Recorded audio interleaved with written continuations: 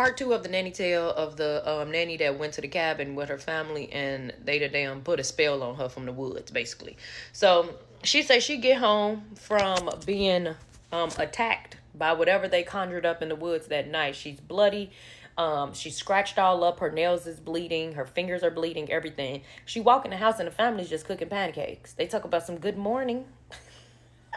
You want some pancakes? They say, good morning, you want some pancakes?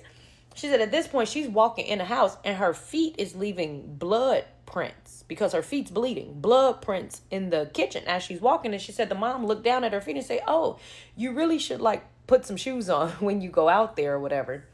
So she said next minute, you know, the dad looks up from his coffee and he just like stares at her for a long time. And she's like, you know, telling him like, I really don't remember like what happened out there. So she said when the dad's like looking up staring at her, the dad say, you know, well, the woods have a way of taking what they want. And she said, what? Like, what'd you just say? He said, then the dad flip it around and say, oh, I said the woods have a way of making what you need. What you mean? That is not what you said. She said, you know, he gonna say like making what you need, like, you know, paths. So like you don't get lost because at night, you know, the forest becomes so, you know, disoriented that you can get lost. But the forest will always, or the woods will always give you what you need.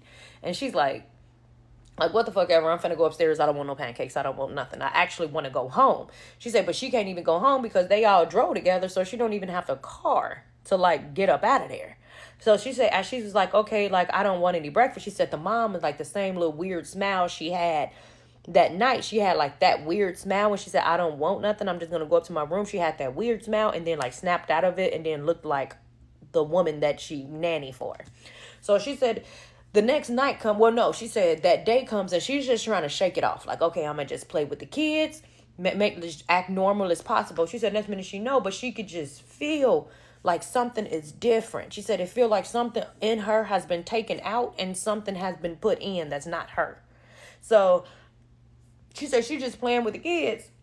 And next minute, you know, the damn kids get to acting weird. She's the little girl. She come up to her and she's just kind of looking at her and she's like, what? You know? So the little girl asked her, did you see the lady?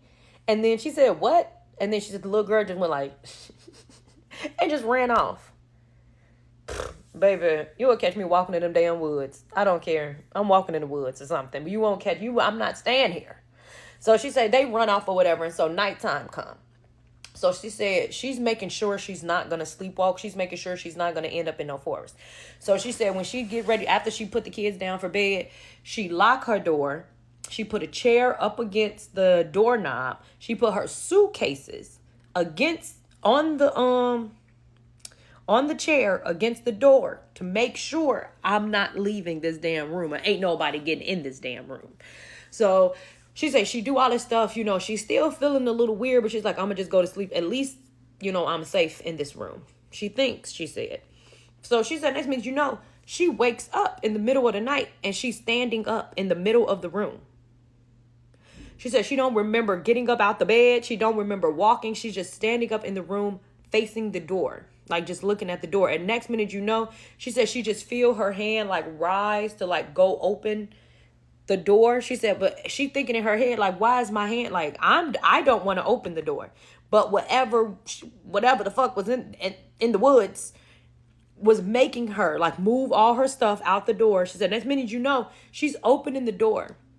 And she feels something like pushing her to walk downstairs. So she's like in her head, she's saying like, no, this is not like, I don't want to go downstairs. But she's like, whatever it is, it's almost painful when she resists going down the stairs or going where the fuck is telling her to go.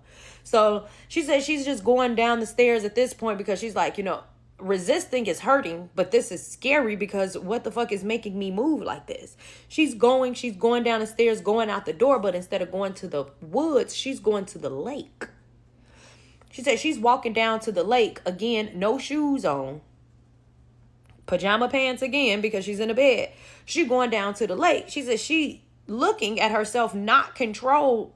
It's not her going down to the lake. Whatever the fuck is controlling her, making her go down to the damn lake.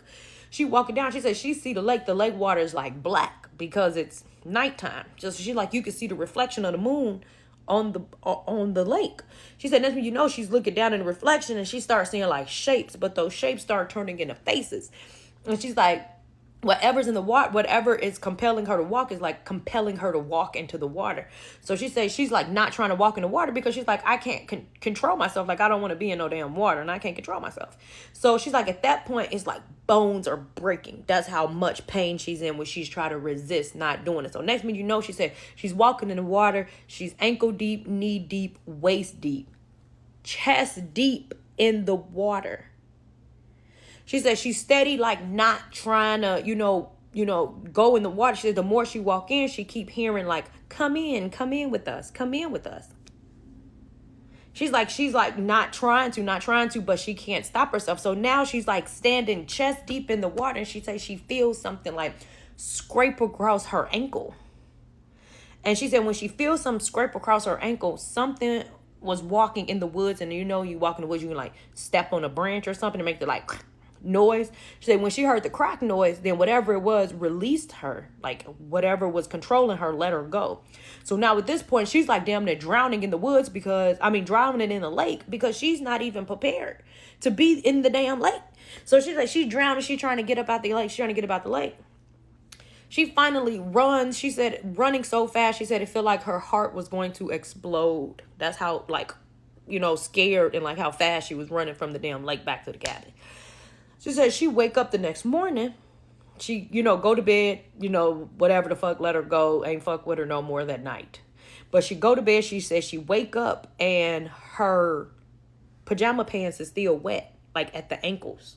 But ain't no more of her wet. Just her ankles was wet with, she said it smelled like lake water and something that like died or like rotten. That's what it smelled like on her pants or whatever.